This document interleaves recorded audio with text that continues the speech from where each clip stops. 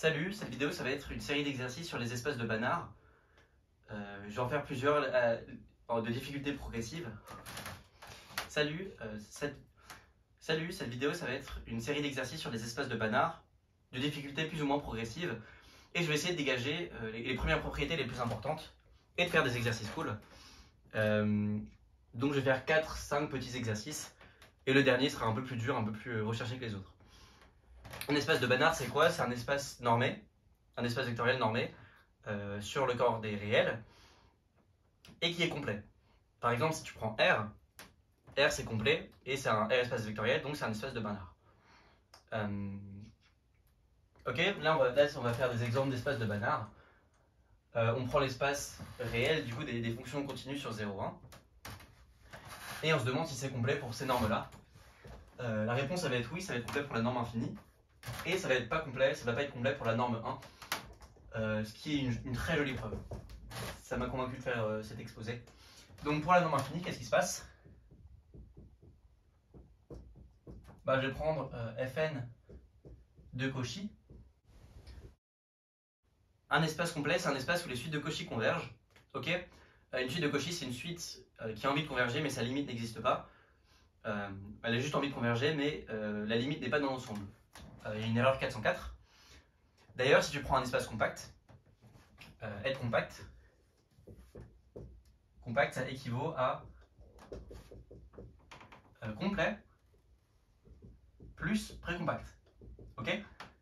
Précompact, ça veut dire que pour tout epsilon strictement positif, tu as un recouvrement fini de boules de taille epsilon de ton compact. Et complet, c'est la notion là. Donc on voit qu'en fait, dans la notion qui est plutôt subtile de compacité, il y a cet aspect un peu bourrin, c'est borné, tout se passe bien. Et il y a cet aspect complet. Qu'est-ce qui se passe en pratique? En fait, un espace précompact, il est précompact si et seulement si tout de suite admet une suite de Cauchy. Comment ça se fait? Je prends une suite, xn, et pour tout epsilon, je vais faire un recouvrement de mon espace précompact. Et par le principe des tiroirs infinis, je vais extraire une sous-suite de xn qui va prendre une infinité de valeurs dans cette boule-là, par exemple. Et quand je vais faire ça pour des boules arbitrairement petites, j'aurai construit une suite de Cauchy. Ok? Donc précompact, ça équivaut à ce que toute suite admette une sous-suite qui soit de Cauchy. Et si les suites de Cauchy convergent, alors on n'a que toute suite admet une sous-suite qui converge, ou à une valeur d'adhérence, donc l'espace est compact. Donc ça c'est un peu pour mettre en lumière la notion de complet.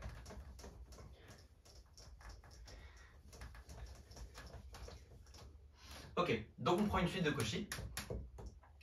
Et qu'est-ce qui se passe? On peut remarquer que Fn de x, je prends x dans 0,1. Fn de x est de Cauchy. Ok? Parce que la différence entre les termes, ça va être plus petit que la différence des normes infinies entre les différentes fonctions.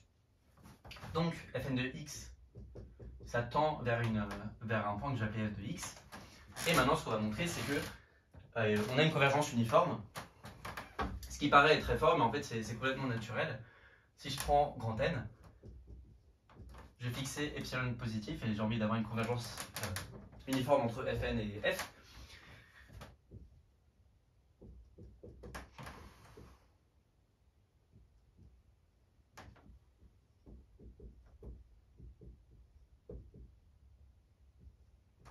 Ok?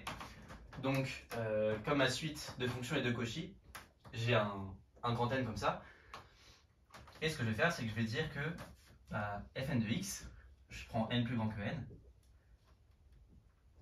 Et donc ce que j'ai, c'est que Fn de x moins Fn de x,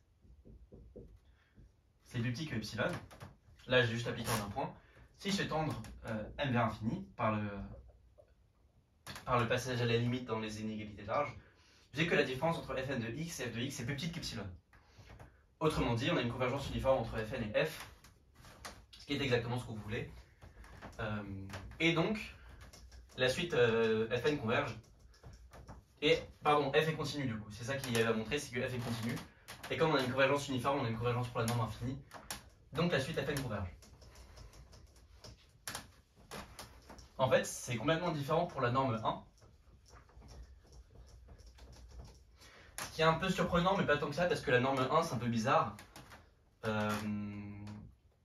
Par exemple, les fonctions qui s'annulent en 0, c'est dense. Il y a des trucs un peu bizarres comme ça. Les fonctions c'est infini, c'est dense aussi. Enfin, c'est aussi vrai pour la norme uniforme, mais bon. Norme 1, c'est un peu bizarre, donc on s'attend à ce que ce soit pas complet. En fait, on va faire une magnifique construction. Je vais numéroter mes rationnels. Ok. Et ce que je vais faire, c'est que en x1, je vais construire une bosse.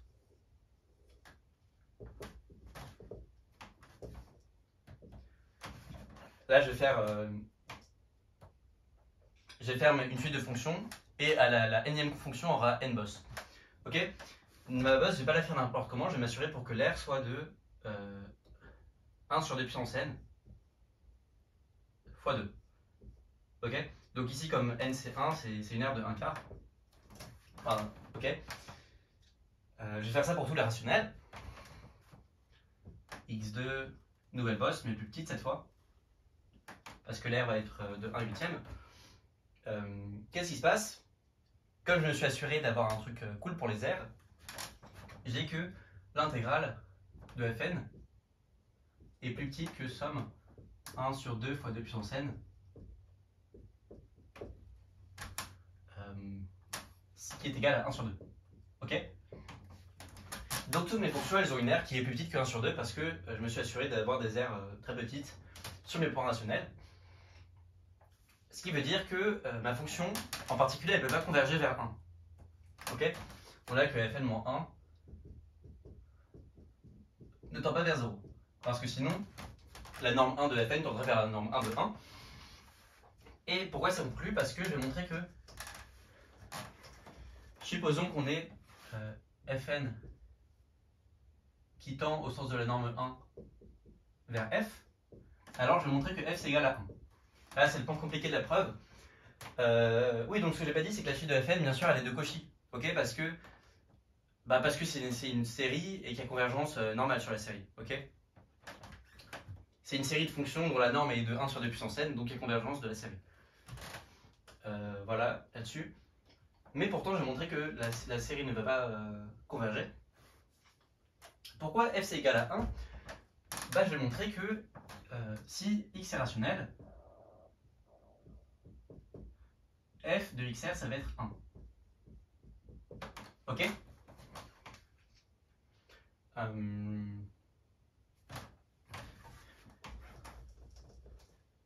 me stresse, c'est mal fait. Ok. Je vais prendre l'exemple de x1 qui est ma plus grosse bosse. Mettons par exemple qu'on ait f de x1 qui soit égal à 1 moins delta. Ok. 1 moins grand A. Ici on a une distance de grand A. Bah, je peux choisir un voisinage. Je peux choisir un voisinage de x1 pour lequel on a f1 à x1 moins delta, x1 plus delta, plus grand que 1 moins 1 sur 3. Ok. Par continuité ici. Là, ce que j'ai fait pour f1, ça va marcher pour fn. Parce que ma suite de fonctions, j'ajoute des bosses, donc ma suite de fonctions, elle croît. Ok. Malheureusement, je peux aussi choisir delta de manière à avoir f x1 moins delta, x1 plus delta, encore par continuité de f, plus petit que 1 moins a fois 2 sur 3. Ok. Donc ce qui se passe, c'est que j'ai un voisinage de taille 2 delta, dans lequel, pour tout n, fn et f diffèrent de au moins a sur 3. Autrement dit, j'ai que pour tout n, l'intégrale entre fn et f, c'est plus grand que 2 delta fois a sur 3. Et ça va pas parce que par hypothèse, fn ça converge vers f pour la norme 1. Donc ça c'est pas possible. Donc j'ai f de xr qui est égal à 1. Et comme f coïncide avec 1 sur la rationnelle, f est égal à 1. Mais sauf que la suite des fonctions ne converge pas vers f parce qu'on s'est assuré d'avoir des intégrales qui convergeaient. Ok, donc pour la norme 1, c'est pas complet. J'ai mis du temps à la trouver cette preuve. Mais faire le jeu de construire d'ajouter des intégrales de manière à ce que la somme des intégrales ce soit plus petit que 1 sur 2, c'est très malin. Ok. Deuxième exercice, un peu plus rapide que je n'ai pas corrigé. C'est si cette fois on prend l'espace des suites bornées à valeur réelle. Est-ce que tu peux montrer que c'est un espace complet? C'est un peu la même chose que ce qu'on a fait pour 0, 1. Mais c'est un bon exercice pour toi de le rédiger. Je ne vais pas le corriger. Par contre, ce que tu peux remarquer, c'est que ici on a construit un espace qui n'est pas séparable.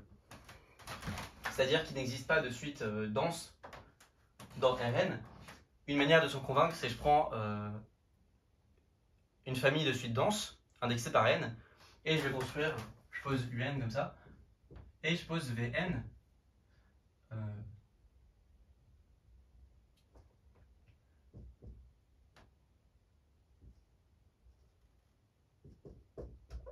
Donc là, c'est une famille de suites, ok?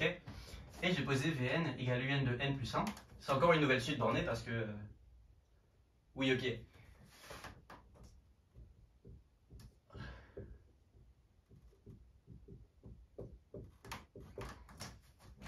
Je pose ça, c'est encore une suite bornée parce que soit c'est plus petit que 2,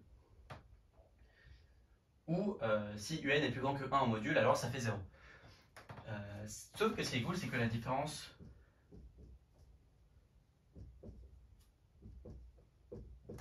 en norme infinie avec n'importe quelle suite, c'est plus grand que 1. Pourquoi? Parce que je regarde le k terme, et vu la construction de Vn, la différence entre les k termes est plus grande que 1. C'est une construction diagonale. C'est la même que celle de Cantor pour montrer qu'il n'y a pas de bijection entre E et P de E. Et c'est un des très rares espaces séparables qui est de Banach. Ok, l'espace norme infinie qu'on avait, il était aussi séparable. Par exemple, tu prends les polynômes, c'est une famille dénombrable. Enfin, tu prends les polynômes à valeur dans Q, à coefficient dans Q, c'est dénombrable et c'est dense. Voilà, ça c'est un petit exemple. Maintenant, on va faire un exercice beaucoup plus conceptuel. Je prends ED, un espace de Banach.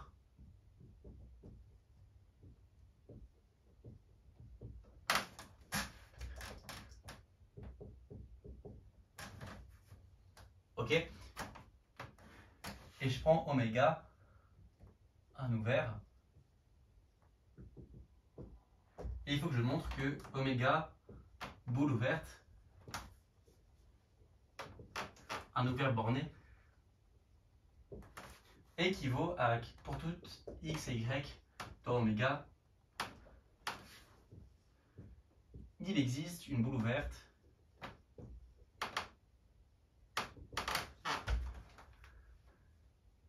que je vais appeler V incluse dans oméga, et telle que x, y soit inclus dans V. Donc en gros, je prends un espace ouvert et je suppose que pour tous deux points dans cet espace, dans cet ensemble, il y a une boule qui les contient. Et j'ai envie de construire la boule maximale en un certain sens pour montrer que l'ensemble oméga c'est une boule ouverte.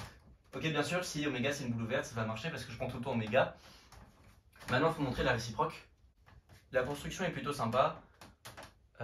C'est un truc que tu vois plutôt souvent dans des exercices de topologie. C'est le fait d'essayer de construire des suites qui vont avoir des propriétés qui poussent à l'extrême une certaine propriété pour avoir un passage à la limite. Ici, la propriété, c'est avoir une boule ouverte qui me contient. On a envie de passer à la limite, à dire, bon, bah, pour tous deux points, ça marche, donc pour une infinité de points, ça va marcher aussi. Donc pour ça, ce qu'on fait, c'est qu'on prend des suites qui vont être les plus extrêmes dans un certain sens. Et ensuite, on essaye de passer à la limite pour la construction de cette suite. Ok? Donc on veut les suites les plus extrêmes dans un certain sens. On sait que si oméga est une boule ouverte, la seule boule qui va marcher pour tous, ça va être la boule de rayon maximal. C'est-à-dire tel que son diamètre va être égal à t, qui est le diam. C'est le sup de x moins y pour x, y dans oméga. Ok? Et bah ce que je vais faire, c'est que je vais prendre xn et yn de suite, tel que xn moins yn, ça tend vers d, par définition du diamètre. Ok, donc c'est ça que je veux dire par maximal dans un certain sens. On veut construire la boule la plus grosse possible. Sauf que je ne peux pas prendre les points ici à la limite gauche et droite de ma boule, enfin de mon ensemble, et dire bah, je prends une boule qui les contient parce qu'ils ne sont pas dans l'ensemble.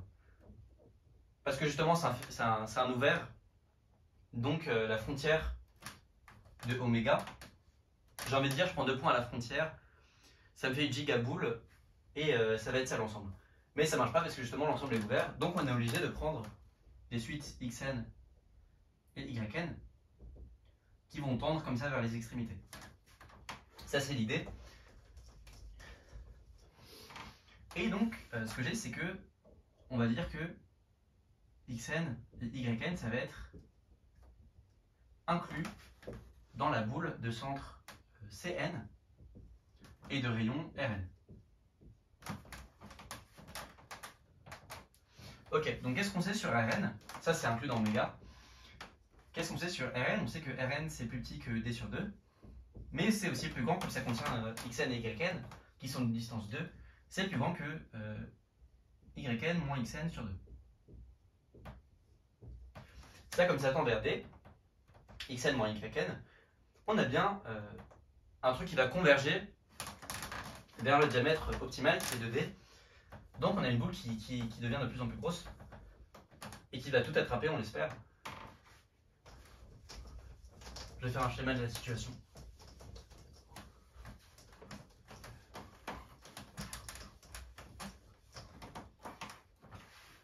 Donc là on a oméga, on ne sait pas trop à quoi ça ressemble. On a des suites xn, yn qui vont comme ça vers les extrémités. Et on a une boule qui les englobe de centre Cn, de rayon Rn. Okay, et bah, ce que je vais essayer de montrer, c'est que, petit 1, la suite Cn est de Cauchy. Donc elle va sceller parce que je suis dans un mannard. Et petit 2, je vais essayer de montrer que oméga, ça va être boule centrée en lime de Cm, qui existe, et de rayon d sur 2. Ok, premier point, comment on fait ça? On prend epsilon strictement positif, on prend n, un grand N tel que...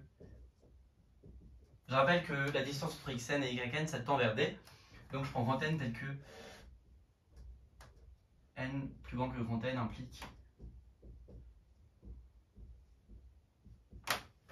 plus grand que d moins epsilon. Ok, et je vais essayer de montrer que ça implique que si n et m sont plus grands que n, Cn moins Cm va être plus petit que epsilon. Ok, la preuve est très visuelle pour ça. Qu'est-ce qui se passe? J'ai un Cn ici, j'ai un Cm là, et j'ai envie de dire que la distance est plus petite que epsilon.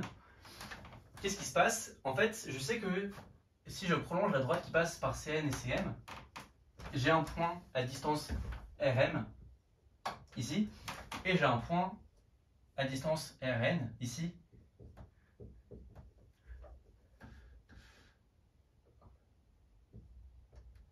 Je vais l'appeler U, qui est dans oméga, ok, parce que j'ai toute la boule de rayon Rn qui est incluse dans oméga, et ici j'ai un autre point V qui est dans oméga. Sauf que si j'ajoute les deux distances bout à bout, ça fait Rn plus Rm plus epsilon plus grand que D.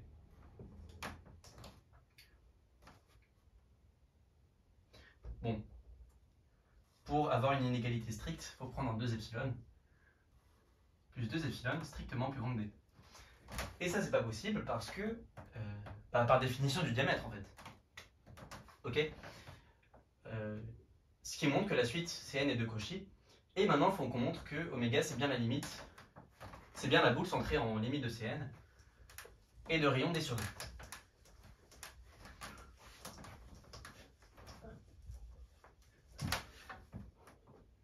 Pour l'instant, on n'a pas utilisé que oméga c'est un ouvert. C'est ici qu'on va utiliser que c'est un ouvert. Qu'est-ce qui se passe? Supposons que j'ai x. Bon, déjà, la boule de rayon libre de CM, ça c'est inclus dans oméga. Pourquoi c'est vrai ça? Parce que je prends x.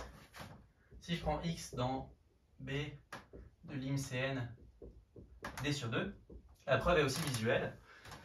Je vais appeler d', enfin r' du coup, la distance entre x et la limite de Cm.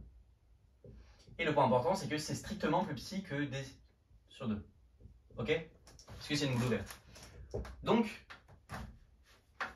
je vais faire le schéma un peu.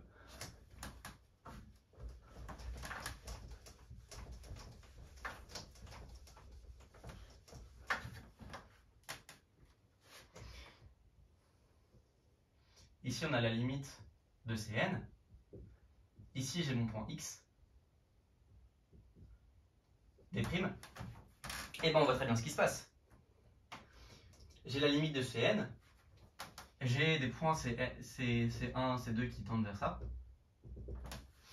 Et quand on va être assez proche de Cn et que le diamètre va être assez proche de D, donc par exemple si je prends Cn moins ligne de Cn plus petit que D moins D' sur 2, et je prends Rn moins D sur 2 plus petit que D moins D' sur 2, et bien ce que j'ai c'est que X va être dans la boule de rayon Rn, par la boule centrée en Cn de rayon Rn. Ok, par l'inégalité triangulaire, X est D' proche de Cn qui est lui-même pas trop loin de X, et la distance entre X et Cn, bon bah c'est juste l'inégalité triangulaire. Voilà, j'ai rien d'autre à dire là-dessus. Sauf que la boule de centre Cn et de rayon Rn s'inclut dans oméga, donc X est dans oméga. Ce qui montre une inclusion. On n'a toujours pas utilisé que oméga était ouvert. C'est là qu'on va l'utiliser. Soit X dans oméga. Si X n'est pas dans cette boule-là, ok, c'est là où on va justement ouvrir en X et avoir un certain voisinage. J'ai X, j'ai un epsilon. Je vais prendre B de X, epsilon inclus dans oméga, par ouverture parce que c'est ouvert. Et le truc, c'est que si je prends la ligne des Cn, bah il y a un malaise parce qu'il y a une distance qui est conséquente entre, je continue la droite ici, et le point que je vais appeler Y, qui va être à distance epsilon plus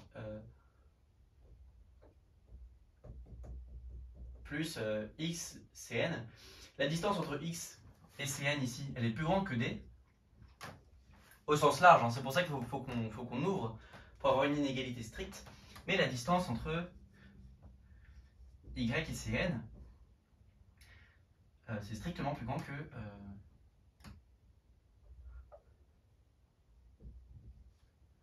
epsilon sur 2 APCR. Comme Cn tend vers la limite de Cn, la distance entre y et Cn, à partir d'un certain rang, elle va être plus grande que epsilon sur 2. Sauf que ça marche pas parce que si je prolonge la limite de Cn et que je regarde ce qui se passe à une distance d plus loin, j'ai un autre point que je vais appeler y'. La distance entre y et y' c'est d plus d parce que x n'est pas dans la boule de rayon d sur 2. Ah oui, là c'est des d sur 2, pardon. Donc j'ai une distance d sur 2, epsilon, ce qui est strictement plus grand que d, et c'est pas possible par définition du diamètre. Ce qui montre que la boule est bien égale à oméga. Voilà.